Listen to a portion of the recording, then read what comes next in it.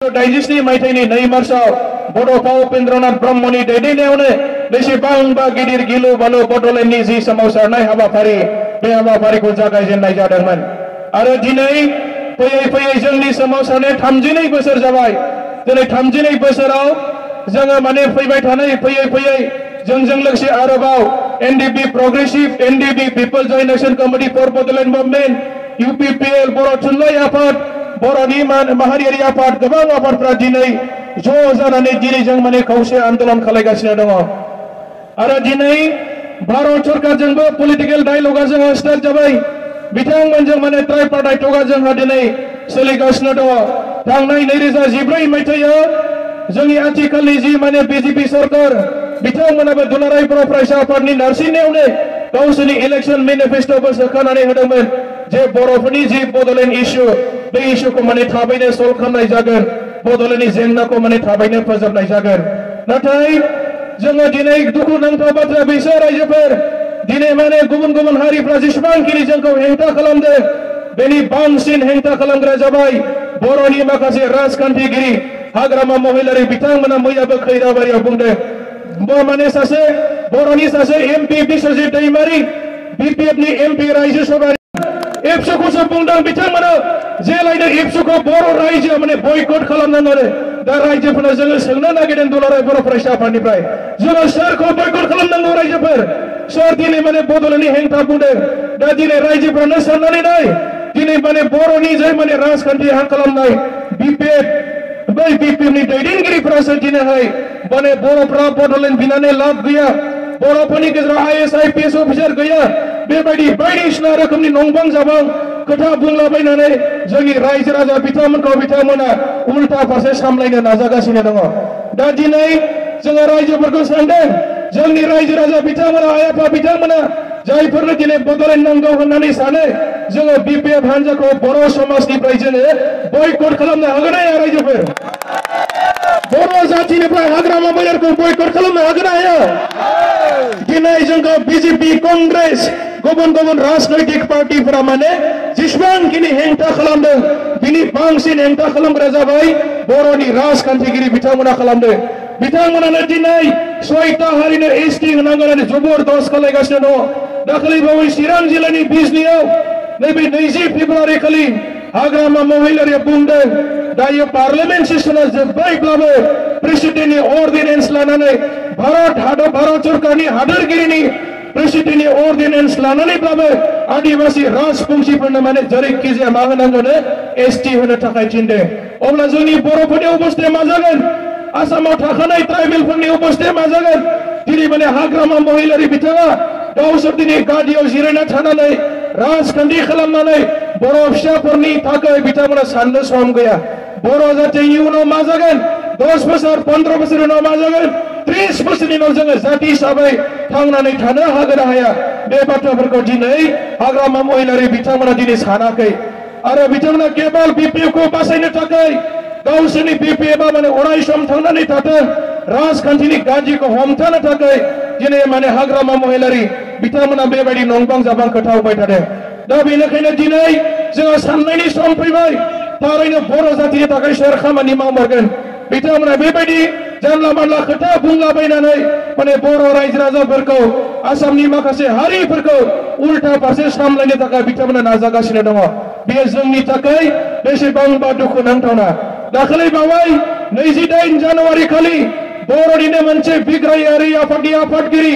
रन्जन दैमारि जायखौ जोङो नाब्ला होननानैबो मिन्थियो बिथाङा माने आसाम सरकारनि सिबिआइ कर्टजों बिथाङा माने रायदान होजाबाय। 30 जानुवारि खालि बिथांखौ लाफानानै गासै 9 जन केडारफोरखौ 300 थांसोनि थाखाय माने जेल जाहोगोन बे बाथ्राखौ माने आसामनि सिबिआइ कर्टआ राय होबाय।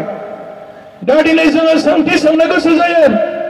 2004 मायथाइयाव धेमाजियाव आलफाफोरा माने मोनसे फरायसालियाव बमा होनानै गासै 14 जन माने छात्र छात्रीफोरखौ फरायसा फरायसुलिफोरखौ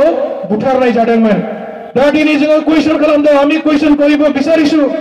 যে বিগত বছর যোৱা মানে 2004 চনত অসমৰ মানে সংগ্ৰামী এটা সশস্ত্ৰ সংগঠন যাক আমি আলফা বুলি জনা যায় তেখেতসকলে 2004 চনত ধেমাজিৰ এখন বিদ্যালয়ত তেখেতসকলে বম ব্লাষ্ট কৰাৰ নামত 14 জন ছাত্ৰ ছাত্ৰীসকলে নিজৰ নিজৰ বহুমূলীয়া প্ৰাণ আহুতি দিবলগীয়া হৈছিল আৰু ইয়াৰ পিছত আমি মানে অসম চৰকাৰক প্ৰশ্ন কৰিব বিচাৰিছো অসমৰ CBI কোৰ্টক আমি প্ৰশ্ন কৰিব বিচাৰিছো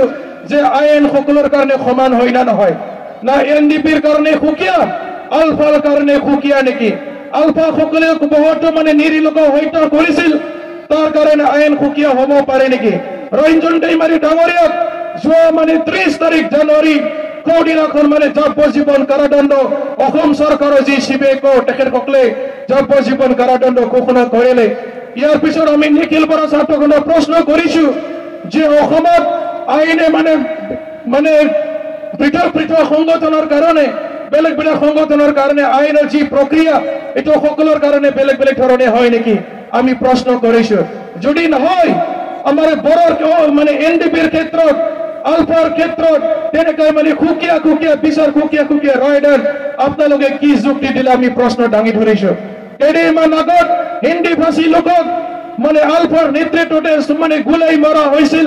অসমৰ বিভিন্ন বাতৰি কাকত মানে টিভি মিডিয়া সকলোতে প্ৰচাৰ কৰা হৈছিল ইয়াৰ পৰিণামত আলফাক মানে আমাৰ অসমৰ যি CBI কোৰ্ট তেখেতসকলে দোষী সাব্যস্ত কৰিব লাগিছিল আজি আলফাৰ সকলো নেতৃবৃন্দ সকলে মুকলি আশা কোৰ্ট তেখেতসকলে ঘূৰি আছে তেখেতসকলে চলন বলন কৰি আছে কিন্তু তেখেতসকলৰ ওপৰত মানে অসম চৰকাৰ ভাৰত চৰকাৰে কোনো ধৰণৰ মানে আইনী ব্যৱস্থা গ্ৰহণ কৰা আমি পৰিলক্ষিত হোৱা নাই তাৰ বিনিময়ত ৰাইজৰ দিনাই আজি মানে অসমৰ যি চৰকাৰ এই চৰকাৰ লগত আমি BPF চৰকাৰ আছে আজি তাৰিখৰ BPF 3 গৰাকী কেবিনেট মন্ত্ৰী আছে আমি মানে BPF 3 গৰাকী মন্ত্ৰীলৈ আমি প্ৰশ্ন কৰিছো যে সঁচাকৈ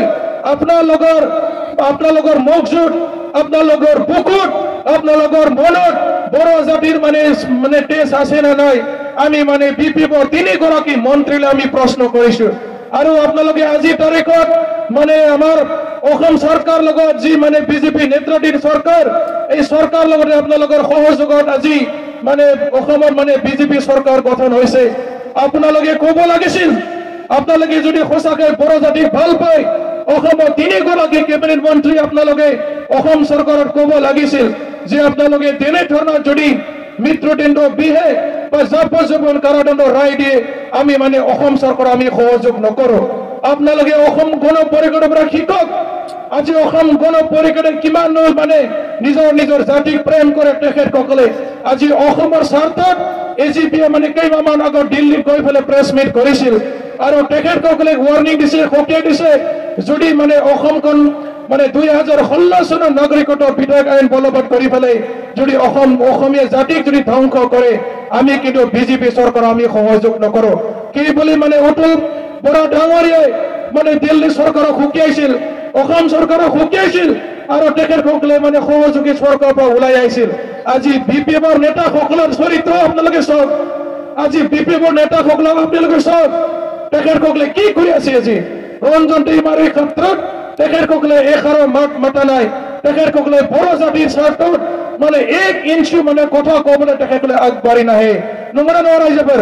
যেনে বড়ো জাতিৰ স্বাৰ্থত BPFनि 7 केबिनेट मन्त्री एबा दिनै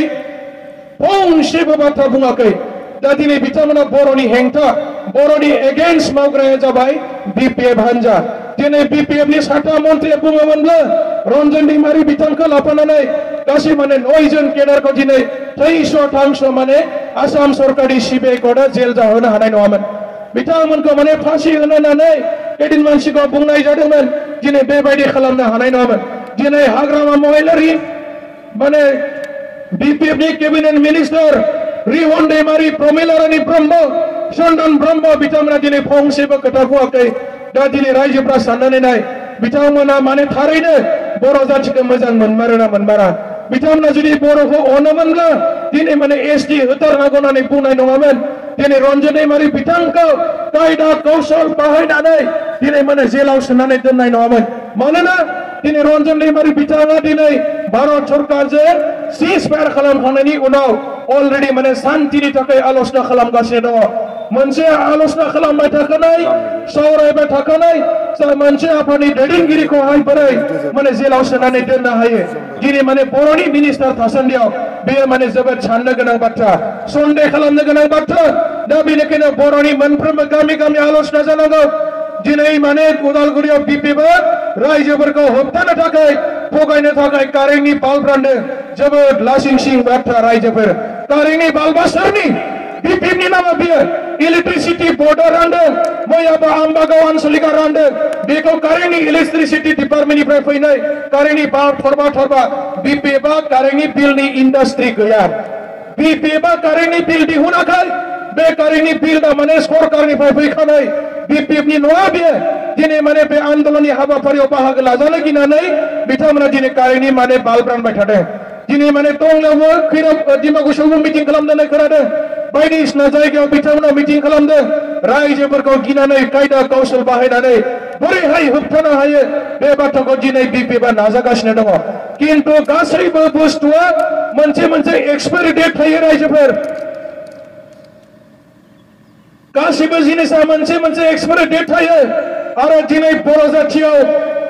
बिपिएफआ जेसेबांखिनि कायदा कौशल खालामा मानो बिथांमोननि एक्सपायरि डेटआ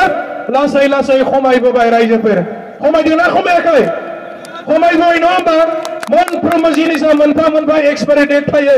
एक्सपायरि डेटआ जोबनाय लोगो लोगोनो भेलिडिटिया जोबनाय लोगो लोगोनो बियो अट'मेटिकलि गाव हारसिङै थैलाङो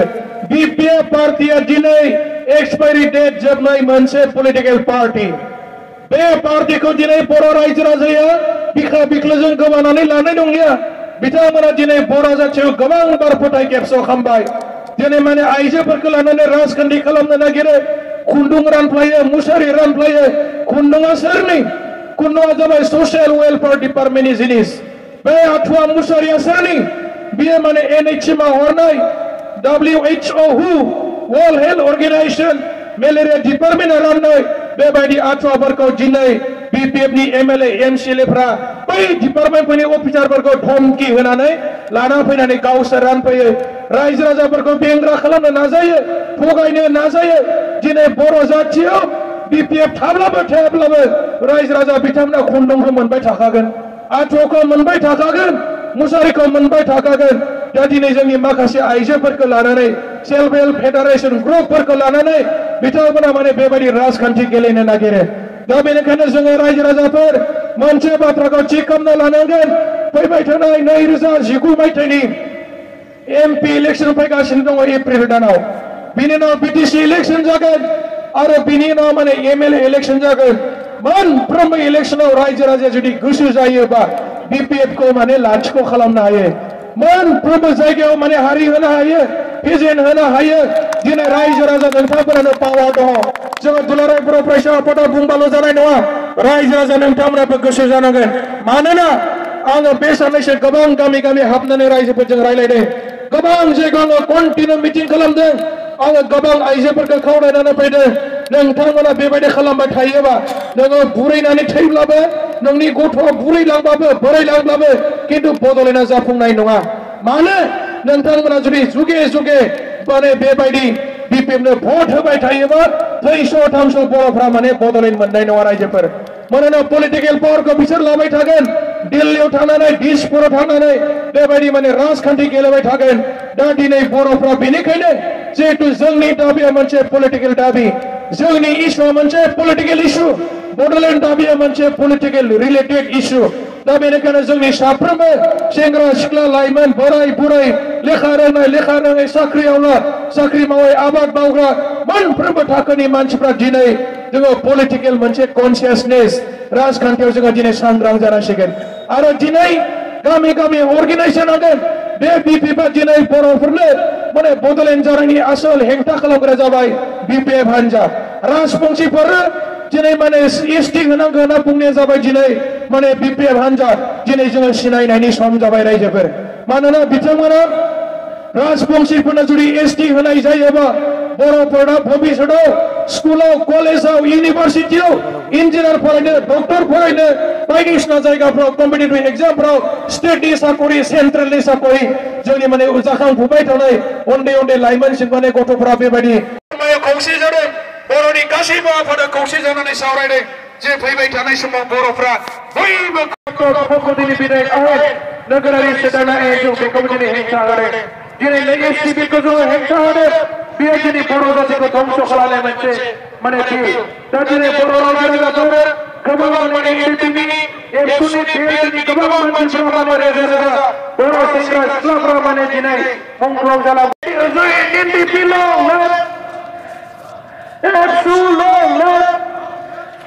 People's Union Committee long BPF party murdabad BPF party murdabad Boroni Hengsa BPF murdabad Boroni Hengsa Bungra BPF back Boroni Hengsa Bungra BPF back Agrana Moinari murdabad Agrana Moinari murdabad Jangananda Bodole Jangananda Bodole We want Bodole We want Bodole Bodole na tawag lagi boy